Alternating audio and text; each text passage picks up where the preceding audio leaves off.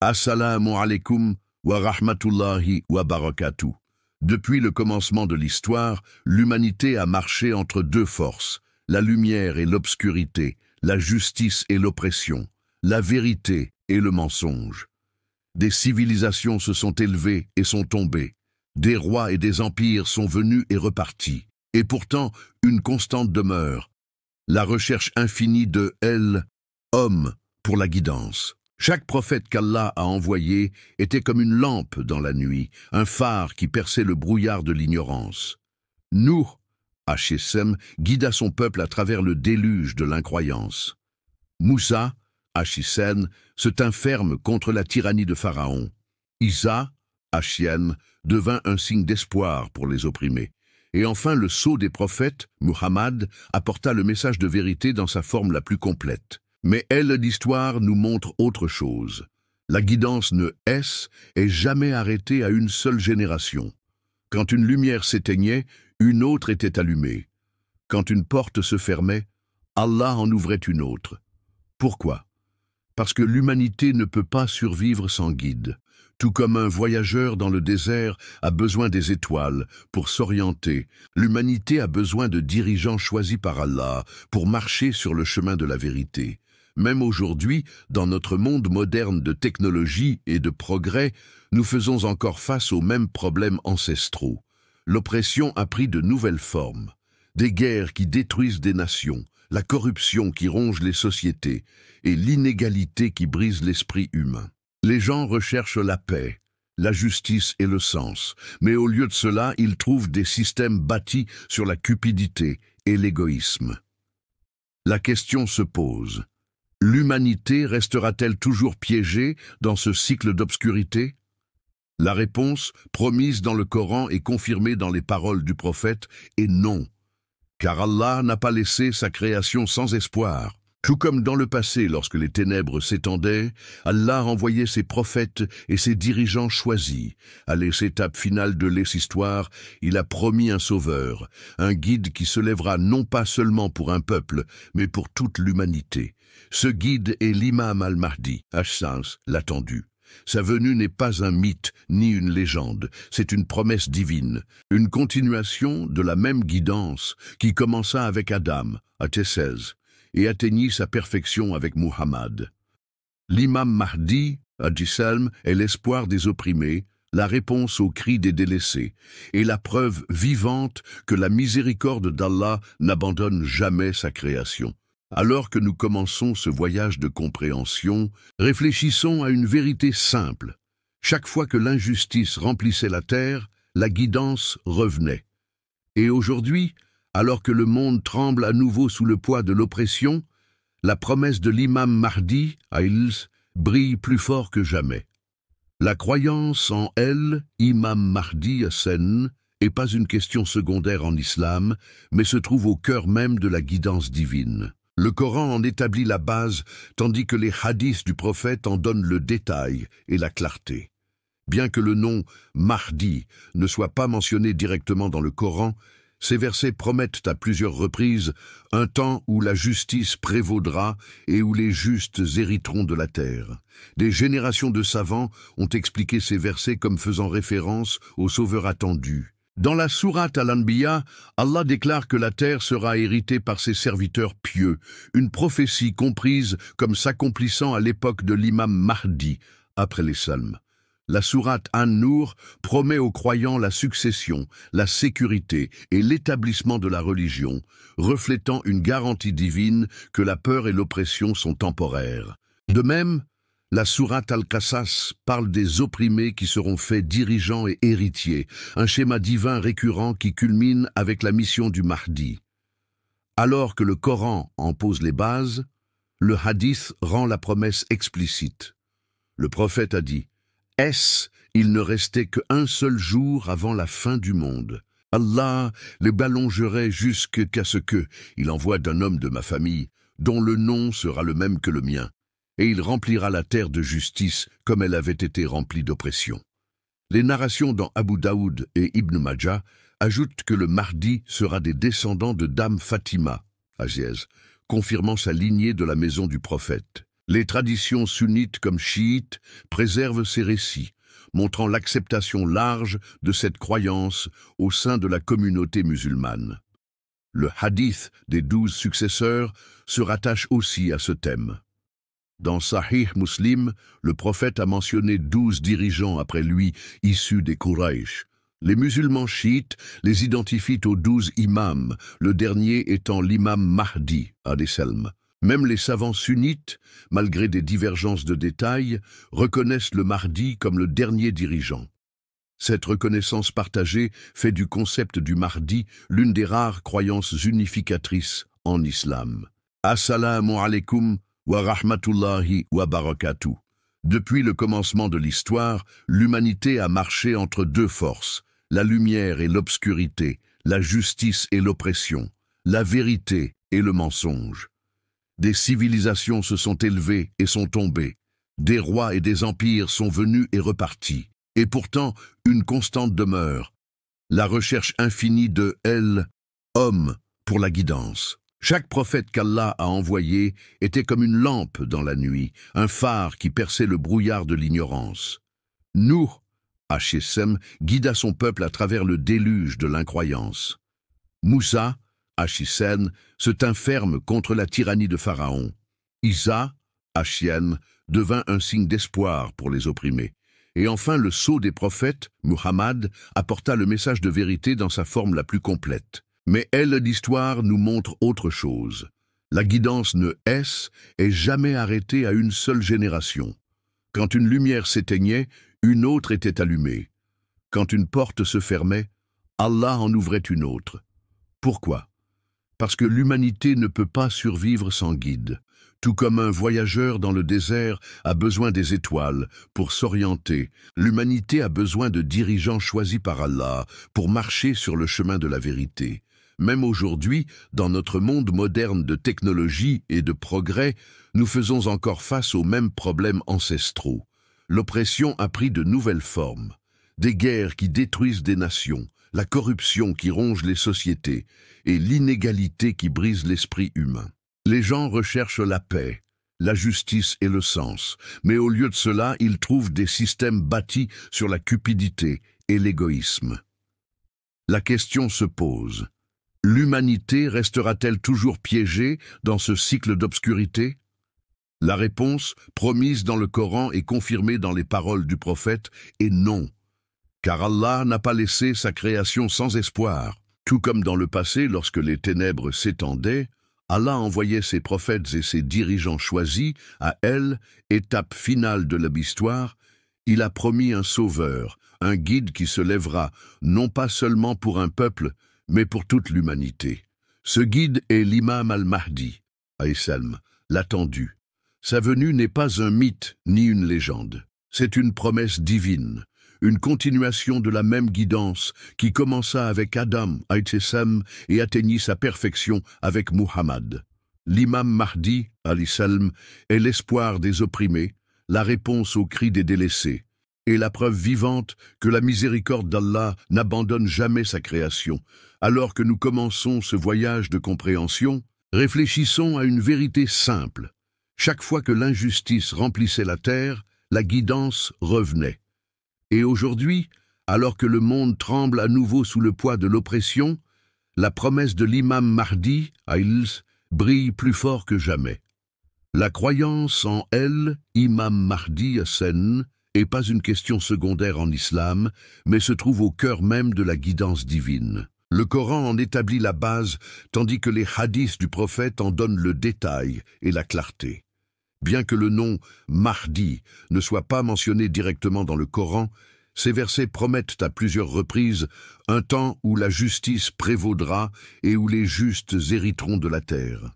Des générations de savants ont expliqué ces versets comme faisant référence au sauveur attendu. Dans la sourate Al-Anbiya, Allah déclare que la terre sera héritée par ses serviteurs pieux, une prophétie comprise comme s'accomplissant à l'époque de l'imam Mahdi, après les psaumes. La sourate An-Nur promet aux croyants la succession, la sécurité et l'établissement de la religion, reflétant une garantie divine que la peur et l'oppression sont temporaires. De même, La sourate Al-Qasas parle des opprimés qui seront faits dirigeants et héritiers, un schéma divin récurrent qui culmine avec la mission du Mahdi. Alors que le Coran en pose les bases, le hadith rend la promesse explicite. Le prophète a dit « il ne restait qu'un seul jour avant la fin du monde. Allah, allongerait jusqu'à ce que il envoie un homme de ma famille, dont le nom sera le même que le mien, et il remplira la terre de justice comme elle avait été remplie d'oppression. » Les narrations dans Abu Daoud et Ibn Majah ajoutent que le Mahdi sera des descendants de Dame Fatima, Azels, confirmant sa lignée de la maison du prophète. Les traditions sunnites comme chiites préservent ces récits, montrant l'acceptation large de cette croyance au sein de la communauté musulmane. Le hadith des 12 successeurs se rattache aussi à ce thème. Dans Sahih Muslim, le prophète a mentionné 12 dirigeants après lui issus des Quraysh. Les musulmans chiites les identifient aux 12 imams, le dernier étant l'imam Mahdi, alayhi salam. Même les savants sunnites, malgré des divergences de détails, reconnaissent le Mahdi comme le dernier dirigeant. Cette reconnaissance partagée fait du concept du Mahdi l'une des rares croyances unificatrices en islam. Le prophète Muhammad, en tant que sceau des prophètes, apporta le message de l'islam dans sa forme complète. Il déclara que la guidance après lui continuerait à travers son Ahlul Bayt, la famille purifiée choisie par Allah. Le Mahdi, en tant que 12e imam, est le dernier lien vivant de cette chaîne divine. Il n'apporte pas un nouveau message, car le Coran est déjà complet, mais il en apporte l'application totale. Là où les prophètes passés luttaient avec des communautés limitées et des régions spécifiques, la mission de l'imam Mahdi est universelle, s'étendant à toutes les nations et à tous les peuples. Cette continuité n'est pas seulement une question de similitude, mais d'achèvement. Adam, a commencé l'histoire de la guidance humaine. Muhammad a perfectionné la révélation, et l'imam Mahdi, en assure la réalisation sur terre. Le Coran et la Sunna décrivent un temps où la vérité couvrira le globe, où aucune personne ne restera ignorante de la guidance divine, et où la justice sera aussi naturelle que l'air que nous respirons. Cette vision n'est pas laissée dans l'abstraction, elle est confiée à l'imam Mahdi. Chaque prophète a affronté l'opposition et la résistance. Nuh, prêcha pendant des siècles, tandis que son peuple se moquait de lui. Ibrahim, fut jeté dans le feu pour avoir rejeté les idoles. Moussa, fut combattu par les armées de Pharaon. Issa, fut la cible des complots de ses ennemis. Muhammad fut persécuté à la Mecque. Leurs histoires nous montrent que la mission de la vérité est toujours accompagnée de luttes, mais elles montrent aussi que la victoire revient aux élus d'Allah. L'imam Mahdi, alayhi salam, est l'héritier de toutes ces luttes. Sa mission combine la patience de Nuh, le courage d'Ibrahim, la défiance de Moussa, la miséricorde de Isa et l'intégralité de Muhammad. Ce qui rend le rôle de l'imam Mahdi unique, c'est qu'il est le dernier maillon. Alors que les prophètes précédents furent parfois rejetés par leur nation, son autorité sera finalement reconnue à l'échelle mondiale. Le Coran dit que la lumière d'Allah ne peut jamais être éteinte, peu importe les efforts des mécréants. Le Mahdi est l'exemple vivant de cette promesse, la culmination de toutes les prières des opprimés et l'accomplissement de la mission de chaque prophète. En vérité, lorsque nous parlons de l'imam Mahdi, nous ne parlons pas d'une figure isolée, mais de la continuation de la miséricorde divine qui coule depuis l'aube de l'humanité. Sa mission est la somme de tout ce qui est venu avant, l'achèvement de l'histoire qui commença avec le premier pas d'Adam sur terre. À travers lui, le but même de la création trouve sa réalisation. Un monde où Allah est adoré sans associé, où la justice triomphe de la tyrannie et où les opprimés respirent enfin en paix. Chaque promesse divine est liée à des signes afin que les croyants puissent reconnaître le moment où le décret d'Allah approche. La réapparition de l'imam Mahdi, alayhi salam, n'est pas différente. Le prophète Mohammed a décrit la fin des temps avec des détails saisissants, non pas pour susciter la peur, mais pour préparer ses fidèles. Il a averti qu'avant que le monde ne soit rempli de justice sous le Mahdi, il sera d'abord rempli d'oppression, de corruption et d'épreuves si sévères que la foi elle-même sera mise à l'épreuve. Le prophète a dit que « il viendra un temps où accroché à la foi sera comme tenir un charbon ardent ». Les gens poursuivront la richesse sans se soucier qu'elle soit licite ou illicite.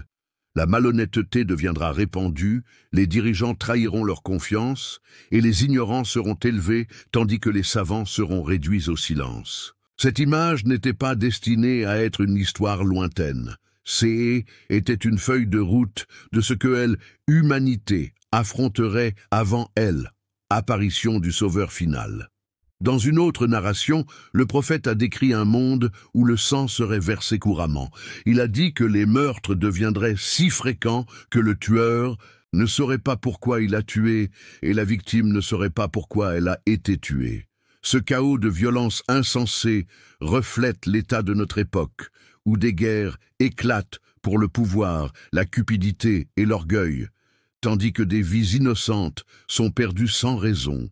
Le prophète a également parlé des fitnas, des vagues d'épreuves qui s'abattraient sur les gens comme les ténèbres de la nuit. Une personne se lèverait croyante le matin et deviendrait mécréante le soir, vendant sa foi pour une petite portion de ce monde.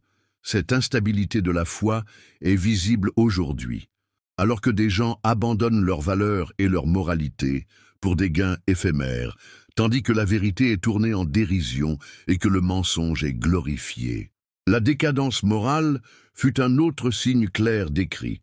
Le prophète a dit que la pudeur disparaîtrait, l'indécence se répandrait ouvertement, et les péchés autrefois cachés deviendraient publics et même célébrés. Les familles se briseraient, le respect des aînés disparaîtrait et les enfants se rebelleraient contre leurs parents. Quand nous regardons le monde moderne, l'érosion des structures familiales, la montée de l'immoralité et la normalisation de la corruption reflètent parfaitement ces avertissements. Un autre signe mentionné est l'élévation de faux dirigeants et de trompeurs. Le prophète a averti que dans les derniers temps, il y aurait des menteurs prétendant à la prophétie ou à une autorité divine. Ils induiraient les gens en erreur avec de fausses promesses et accompliraient des prodiges pour tromper les cœurs. Ces faux prétendants préparent le terrain à la confusion, mais rendent aussi plus évident que le vrai Mahdi, lorsqu'il viendra, sera distinct, soutenu par la vérité divine et inégalé en clarté et en justice. L'état économique du monde fut également prédit. Les narrations décrivent une époque où la richesse serait concentrée entre les mains de quelques-uns, tandis que la majorité des gens souffriraient de pauvreté. L'écart entre riches et pauvres s'élargirait, et la cupidité dominerait les transactions. Aujourd'hui, l'inégalité mondiale a atteint des niveaux jamais vus auparavant, avec des milliards vivant dans la pauvreté, tandis qu'une petite minorité contrôle la majeure partie des richesses mondiales. Ce déséquilibre reflète exactement le monde que l'imam Mahdi viendra transformer. Même les catastrophes naturelles et l'instabilité mondiale furent annoncées. Le prophète a parlé de tremblements de terre, de famine et d'une peur généralisée comme faisant partie des signes de la dernière époque.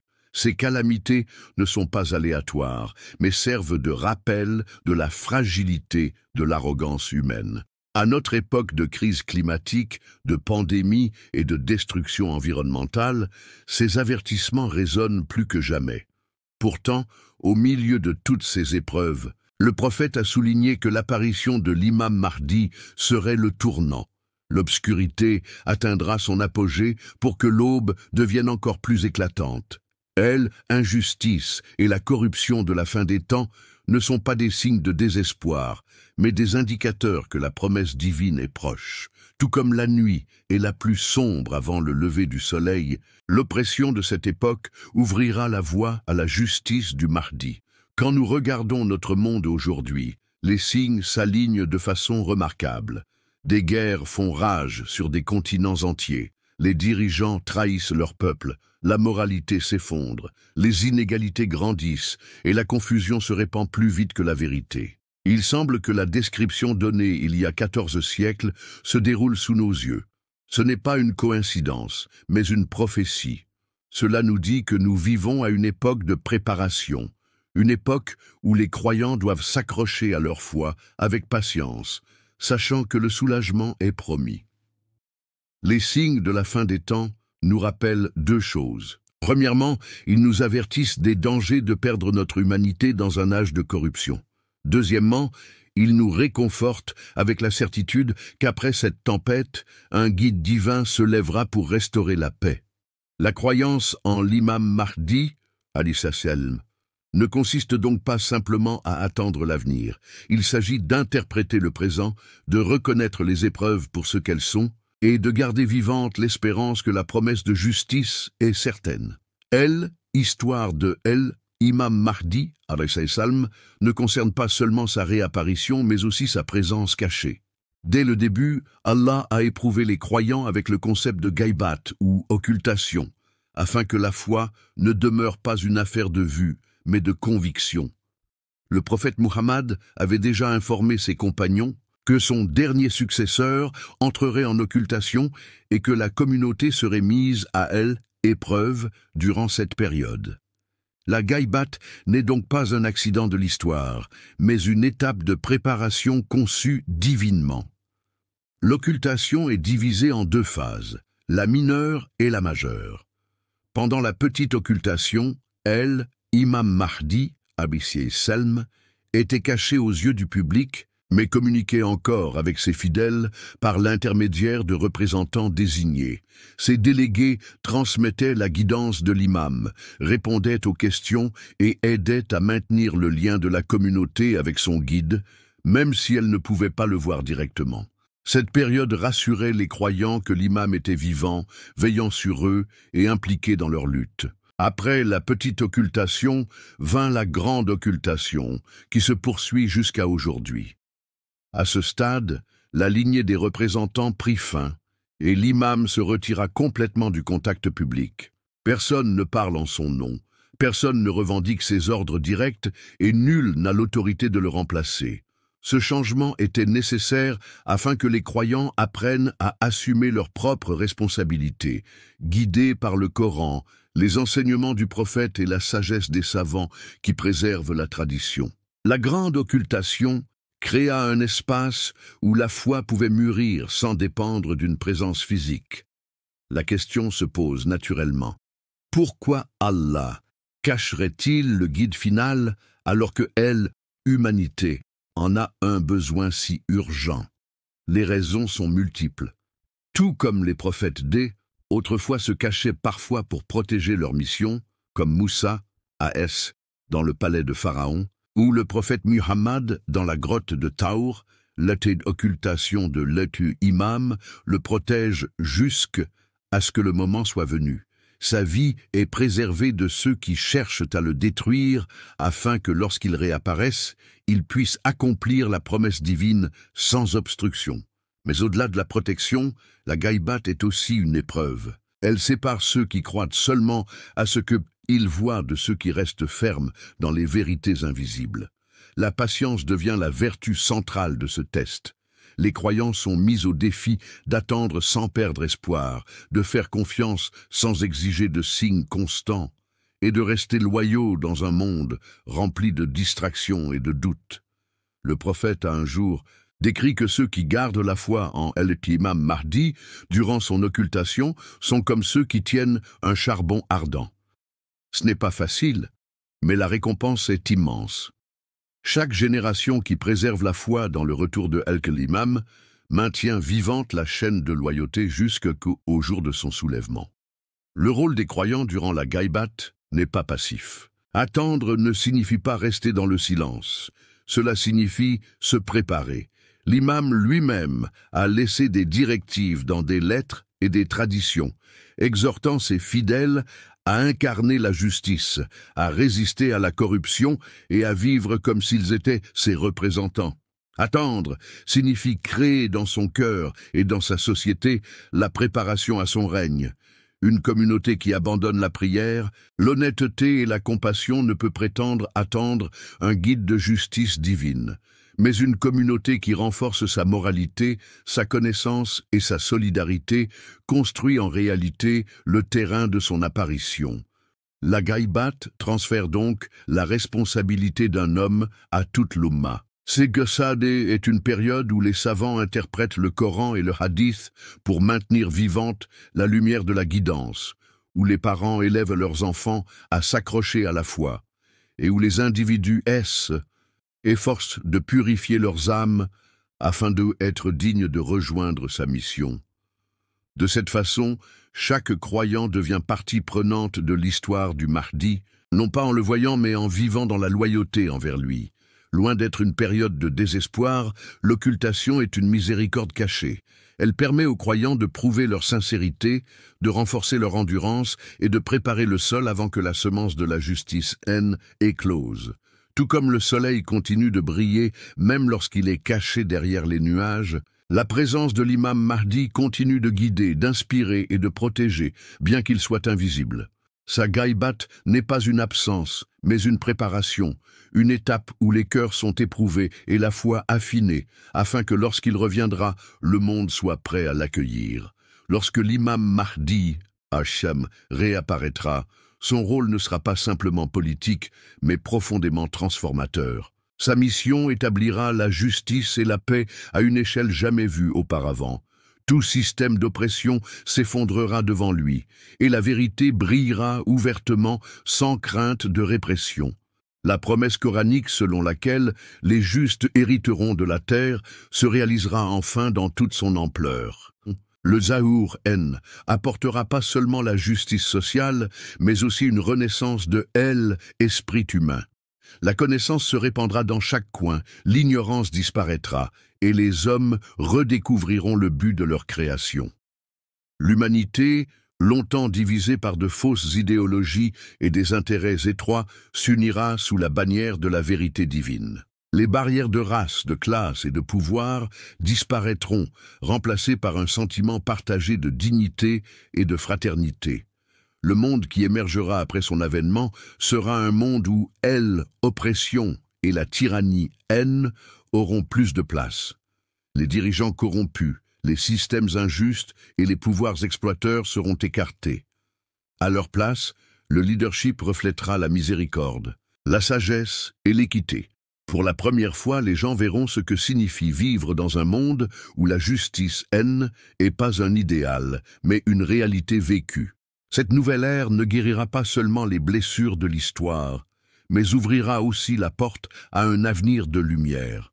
Ce sera un temps où les cœurs seront purifiés, les communautés élevées et la terre elle-même s'épanouira.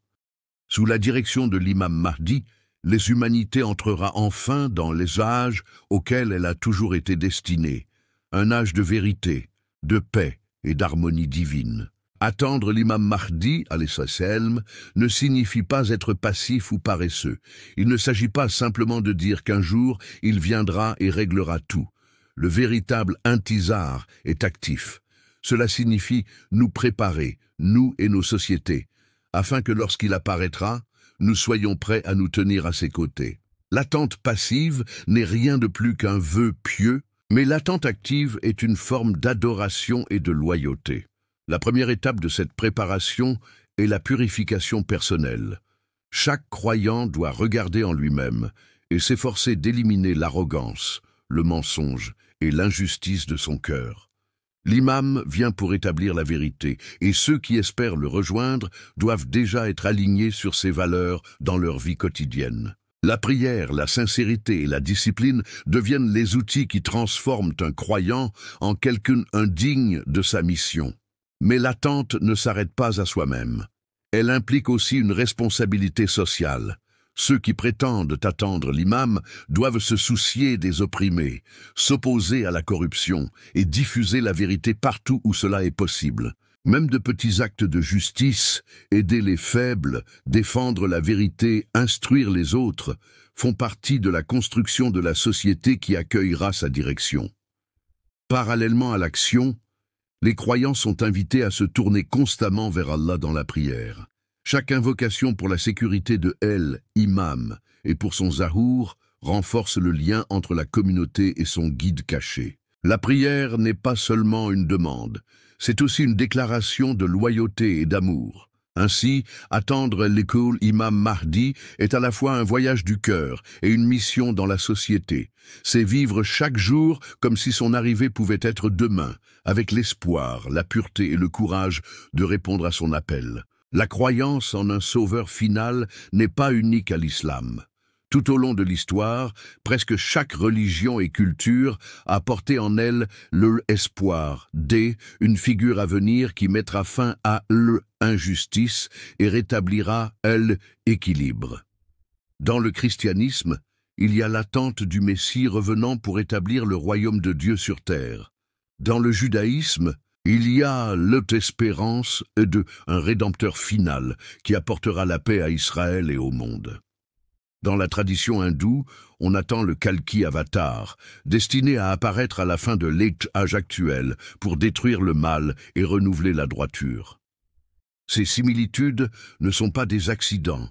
Elles révèlent qu'au plus profond de l'âme humaine réside le même désir de justice, de vérité et de direction divine. En islam, cet espoir universel trouve son accomplissement dans la figure de l'imam Mahdi, alayhi salam. Sa mission n'est pas limitée à une nation, une secte ou une religion. Il est l'imam pour toute l'humanité, un guide dont la justice touchera chaque coin de la terre. Le prophète Mohammed l'a décrit comme un descendant de sa famille, mais son rôle concernera tous les peuples. Ceux qui sont opprimés, quelle que soit leur foi, trouveront protection sous sa direction. Ceux qui ont soif de vérité, quel que soit leur arrière-plan, seront guidés par sa sagesse. L'idée de l'imam Mahdi, unit donc plutôt qu'elle ne divise. Il représente le rêve un monde où la paix et pas seulement absence de guerre, mais la présence d'équité, de compassion et de dignité. Depuis des siècles, les gens se demandent si un tel monde est possible ou s'il reste seulement un rêve. La promesse de Imam Mahdi, as-salam, nous assure que ce est pas seulement un rêve, mais une réalité inévitable. Il est un rappel que peu importe le poids de la corruption, la vérité se relèvera toujours. Peu importe la force de la tyrannie, la justice reviendra. Dans un monde noyé dans le désespoir, l'imam Mahdi, salam, demeure l'espérance universelle, le symbole du désir de l'humanité pour un lendemain plus lumineux. Depuis le début, l'humanité a parcouru un chemin difficile entre le zulm et le noor, entre l'oppression et la justice. Le Coran, les prophètes et les enseignements de l'Ahlul Bayt nous rappellent que même lorsque les ténèbres s'alourdissent, la lumière de la guidance divine ne disparaît jamais. Ce voyage, rempli de luttes et de sacrifices, nous conduit vers la promesse finale, la venue de l'imam Mahdi, as-salam, qui mènera le monde de l'injustice à la clarté de la vérité. Son gaibat ne signifie pas abandon. L'absence n'est pas une perte, c'est une préparation. Tout comme la nuit prépare l'aube, le gaibat prépare l'humanité pour le plus grand chapitre de l'histoire. Chaque moment d'attente est une occasion de grandir dans la foi, de renforcer nos âmes et de rester prêts pour son appel. Ainsi, même le silence du gaibat porte en lui le son de l'espérance. Pendant que nous attendons, nos cœurs apprennent à prier, à murmurer dans le calme de la nuit. Ô Allah, hâte la réapparition de ton bien-aimé et fais de nous ses aides. Cette dua n'est pas seulement une supplication, c'est une promesse. C'est un engagement que nous continuerons à lutter, à croire et à nous préparer jusqu'à ce que ce jour béni arrive. Imaginez un monde où aucun enfant ne dort affamé, où aucune nation ne mène de guerre, où aucune voix n'est réduite au silence pour avoir dit la vérité. Imaginez un monde où l'humanité respire enfin en paix, où la justice coule comme une rivière et où l'amour remplace la peur. Voilà la vision de la direction de l'imam Mahdi, une vision promise par Dieu et une vision qui viendra sûrement. Jusque-là, nous attendons non pas avec désespoir, mais avec espoir, patience et certitude que l'aube est proche.